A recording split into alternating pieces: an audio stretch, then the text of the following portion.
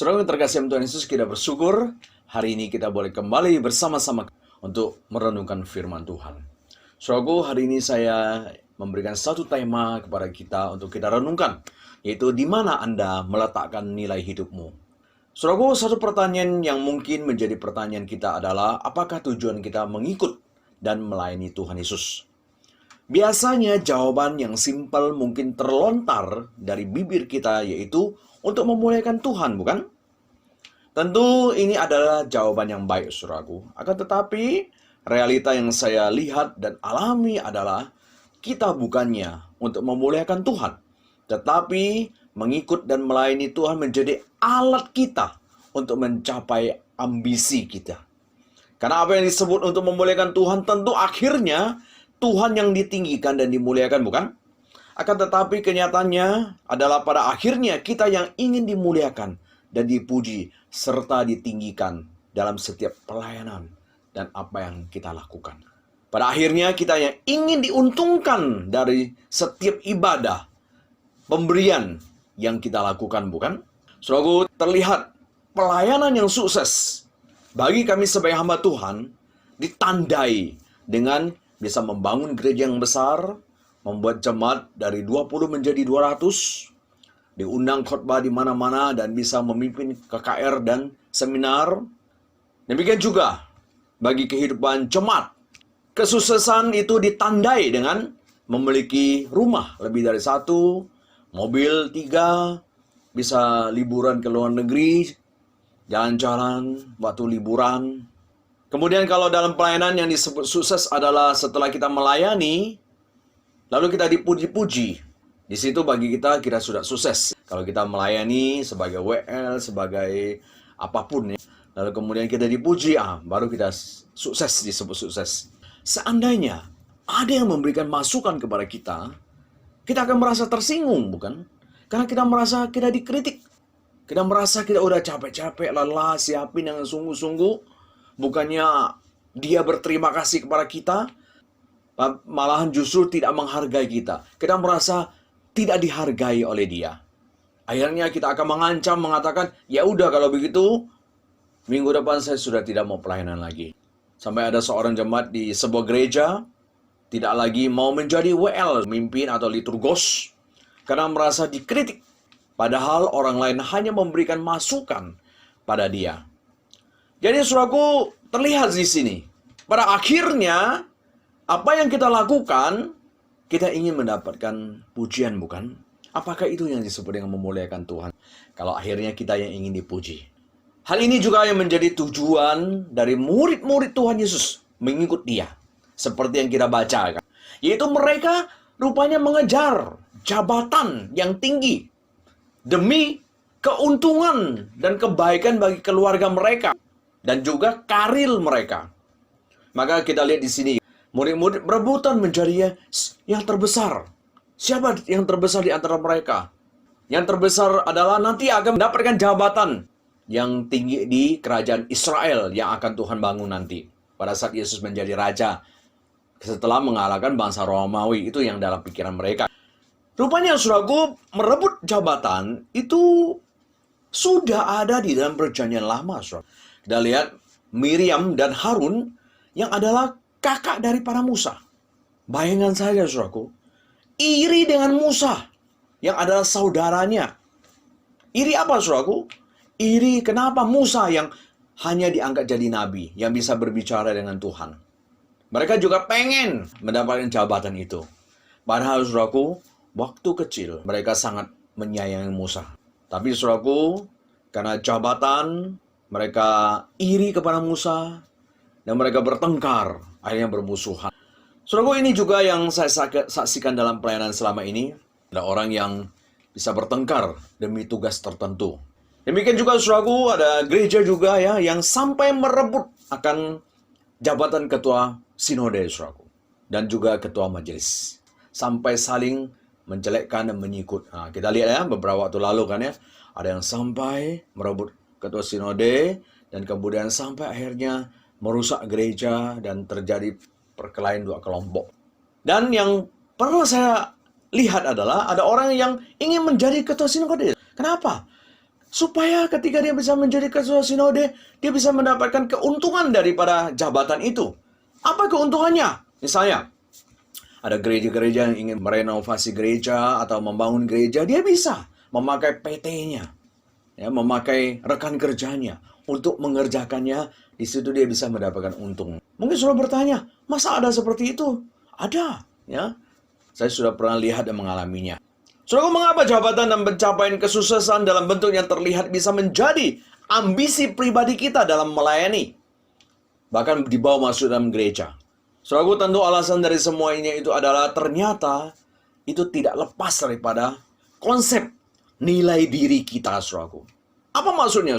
Kita itu akan merasa lebih bernilai kalau setelah kita melayani mendapatkan pujian daripada kritikan. Kita akan merasa begitu bernilai jika kita bisa melakukan sesuatu yang besar, lalu kemudian kita disandung dan dipuji. Jadi jika itu yang kita kejar, benarkah kita katakan melakukan semuanya untuk kemuliaan Tuhan, saudaraku?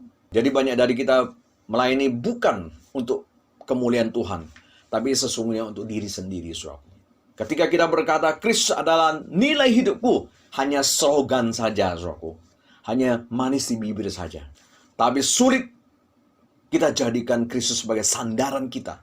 Karena itulah yang dituntut oleh dunia. Kesuksesan adalah mendapatkan hal-hal yang kemewahan. Karena bagi kita, bagi dunia, orang yang sukses adalah orang yang memiliki banyak aset. Punya 2 mobil, 3 rumah, dan bisa jalan-jalan ke luar negeri sebagai tanda kesuksesan. Sehingga, jika kita belum mencapai apa yang dituntut oleh dunia, kita akan merasa minder dan akan merasa masih belum bernilai hidup kita. Jadi saudaraku, bagi dunia kesuksesan materi ya adalah menjadi satu ciri kesuksesan seseorang. Sehingga banyak orang Kristen juga ingin menjadi besar karena itulah yang dianggap kesuksesan. Sehingga jika masuk ke dalam satu gereja ternyata dia tetap susah.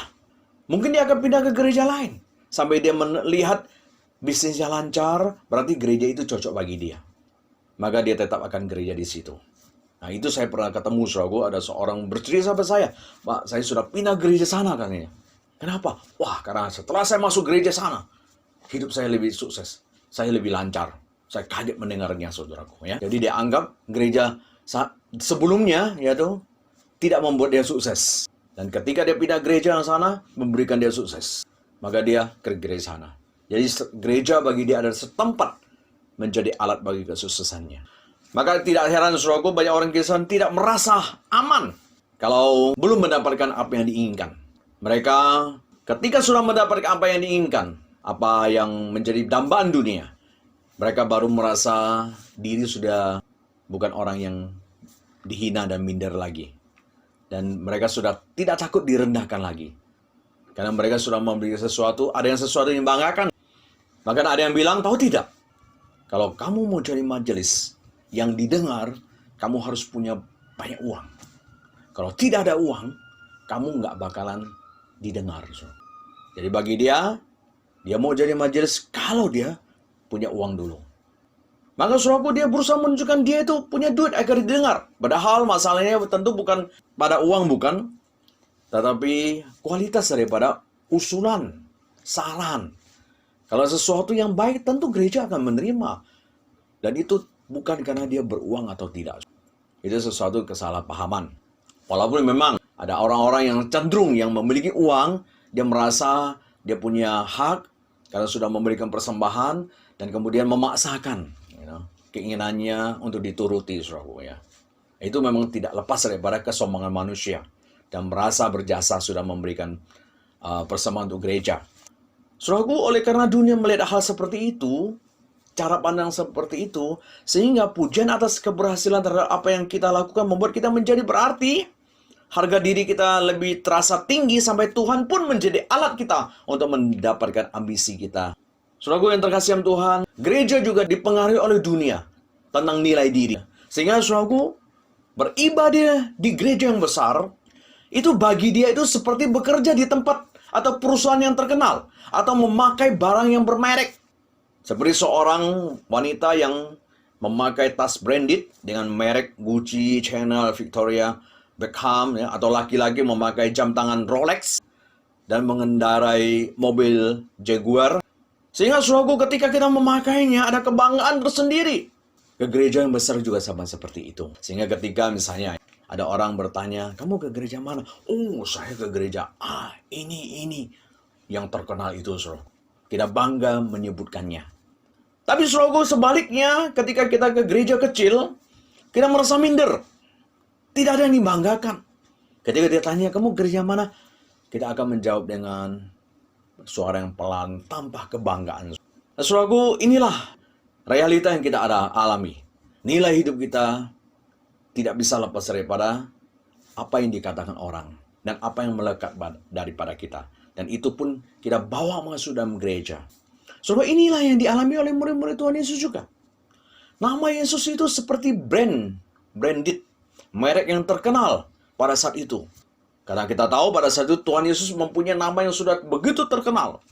Sehingga mereka berbangga juga ikut Tuhan Yesus. Karena Yesus itu terkenal. Nama Yesus itu bagi mereka sudah menjadi hak paten dalam kelompok mereka. Sehingga saudaraku, kalau kita lihat dalam bagian selanjutnya, ada kelompok lain saudaraku yang memakai nama Yesus untuk menyembuhkan orang lain. Lalu mereka kasih tahu Tuhan Yesus. Dianggap orang itu sedang melanggar hak paten dan harus dibela. Lalu mereka lapor pada Tuhan Yesus. Maka mereka katakan kepada Tuhan Yesus, Tuhan, ada yang memakai namamu loh. Kita apain orang ini nih? Tapi jawab Yesus kepada mereka yang melapor. Tuhan Yesus berkata, biarlah mereka memakai namaku. Yang tidak melawan kita berarti adalah teman kita, bukan musuh kita. Saudaraku, betapa pentingnya jabatan bagi murid-murid Yesus pada saat itu. Karena itu nilai mereka kalau nanti mereka mendapatkan jabatan yang tinggi. Oleh sebab itu, saudaraku, mereka bertengkar.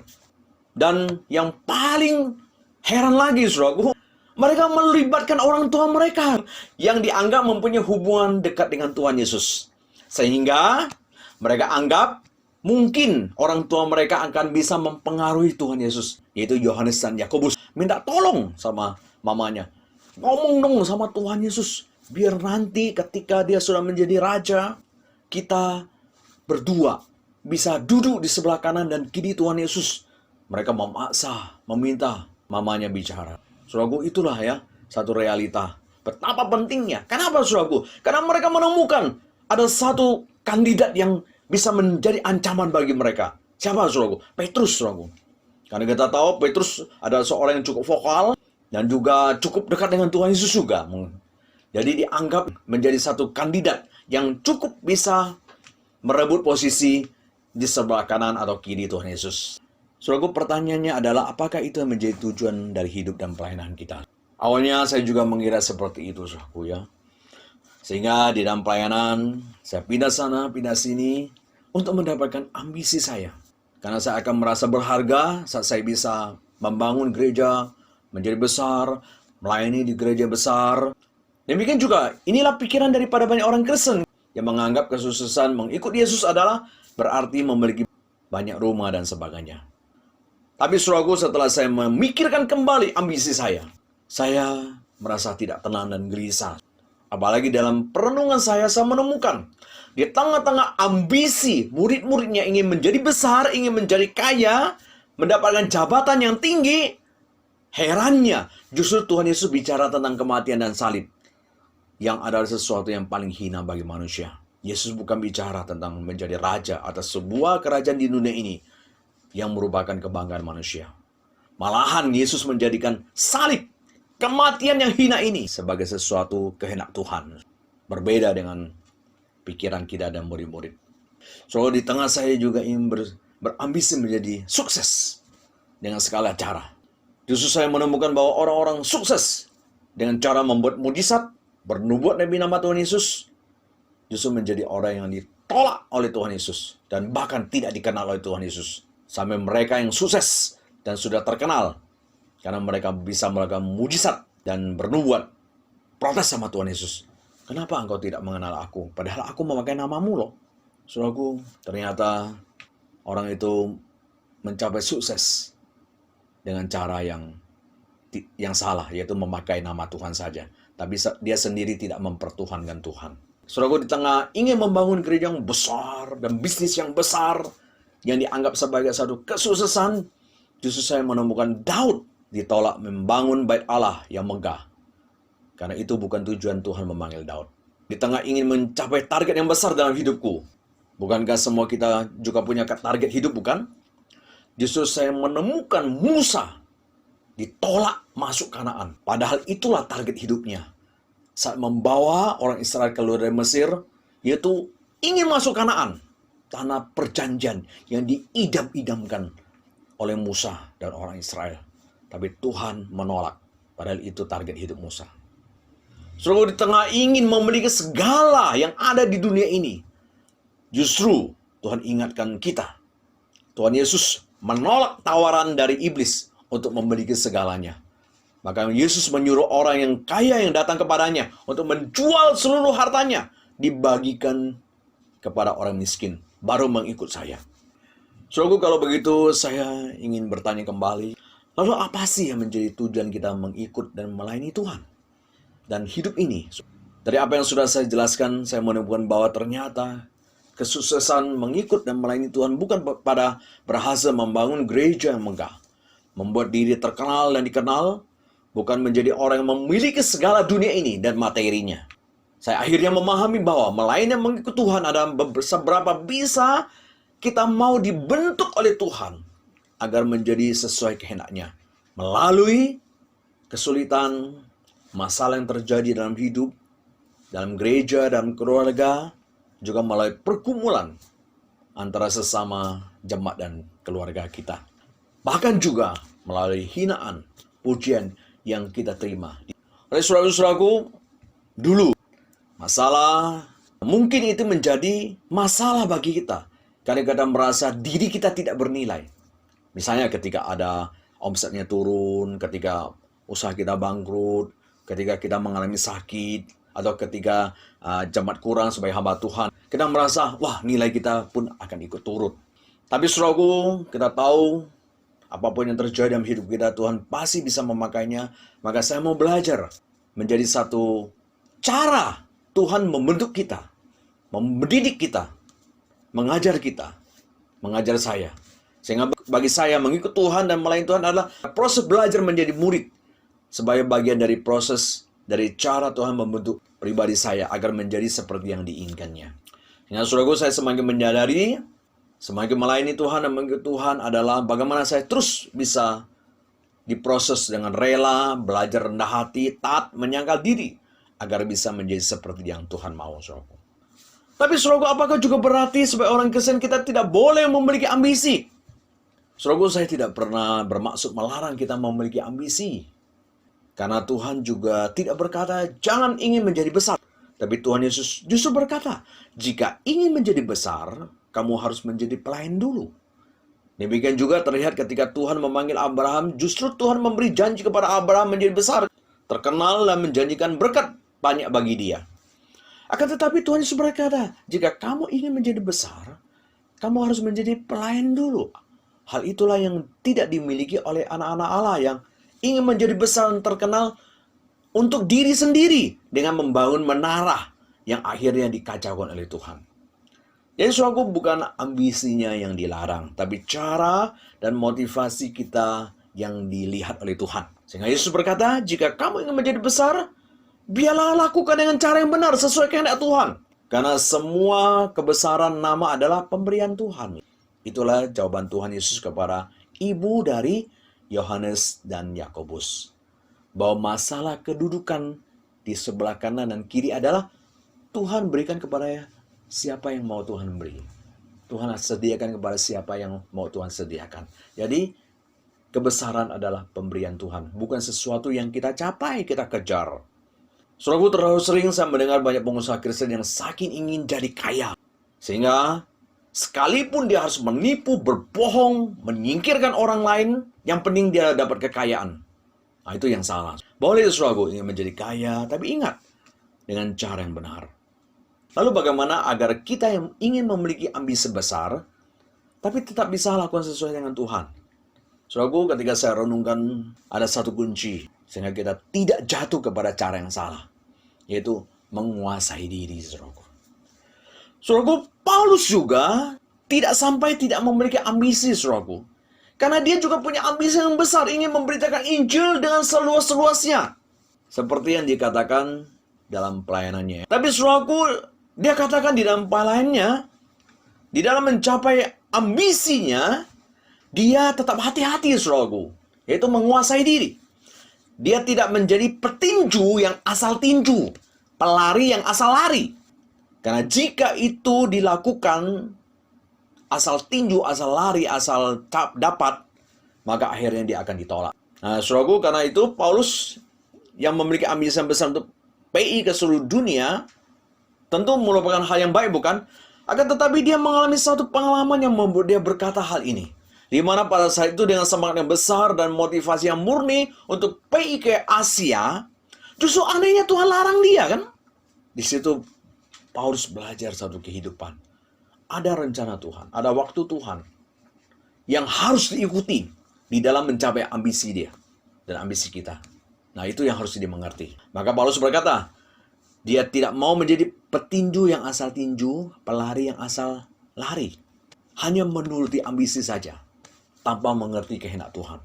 Ada sebab itu, saudaraku, salah satu kunci agar ambisi kita tidak menjadi liar, maka dia memberikan satu kunci kepada kita, yaitu belajar menguasai diri. Saudaraku, mengapa Paulus berkata bahwa dia melatih diri untuk senantiasa menguasai diri? Karena, saudaraku, agar setelah dia melakukan pelayanan, tidak ditolak. Agar setelah dia bekerja, tidak sampai menjadi sia-sia. Saudaraku, bayangkan, saudaraku, sedih nggak? Udah kerja setengah mati, udah berusaha setengah mati, lalu akhirnya sia-sia. Nah, itu yang menjadi satu ketakutan banyak kita dan juga hamba Tuhan. Dan sampai setelah apa yang sudah kita lakukan, yang dimana kita anggap itu berkenan kepada Tuhan, membangun gereja besar-besar, terkenal di mana-mana, atau bagi jemaat, sudah mendapat kekayaan banyak, akhirnya ditolak Tuhan. Kebanyakan ambisi kita hanya untuk membuat diri kita bernilai. Dan itu yang harus kita taklukkan. Hanya satu cara, yaitu kita menguasai diri. Ada satu hamba Tuhan yang melayani sebuah gereja selama 35 tahun. Dia bangun gereja tersebut dari kecil sampai menjadi besar. Dia didik jemaatnya dari sekolah minggu sampai akhirnya menjadi majelis. Tapi, saudaraku, yang paling menyedihkan adalah pada akhirnya majelis yang orang yang dididik dari kecil sampai besar menolak dan memecat dia. Sehingga dia harus pergi dari gereja itu dan pergi satu gereja yang kecil terpencil sampai mati di sana. Saudaraku, ini sesuatu yang menyedihkan, bukan? Semangat melayani, tapi akhirnya ditolak oleh orang yang dia layani. Saudaraku, di dalam dunia sekuler juga seperti itu. Saudara, ada seorang tua yang berkata kepada saya sudah kerja dari muda demi anak supaya dia bisa hidup dengan baik. Tapi ternyata ketika saya sudah tua, saya sudah punya banyak harta, anak-anak malah merebut warisan. Saya sudah bagi warisan untuk mereka juga. Mereka masih mau lagi. Sisa daripada yang ada pada saya. Sehingga saya merasa sia-sia sudah bekerja untuk mereka. Ketika saya tidak memberikan kepada mereka apa yang dia mau.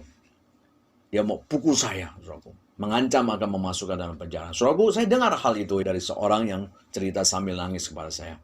Nah, saudaraku, inilah maksud Paulus. Jangan sampai ketika kita melayani, kita bekerja, akhirnya kita ditolak, akhirnya sia-sia nanti.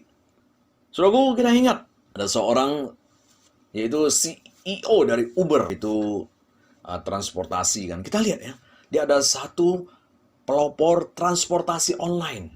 Ya. Dia sudah susah payah membangun bisnisnya, sehingga bisa terkenal sampai hari sebelumnya diambil alih. Saudaraku, akhirnya kita melihat perusahaan yang sudah dibangun dengan susah payah. Saudara, akhirnya apa? Dia harus menyerahkan perusahaan itu kepada orang lain. Karena dia tidak bisa memimpin lagi, dia salah memimpin.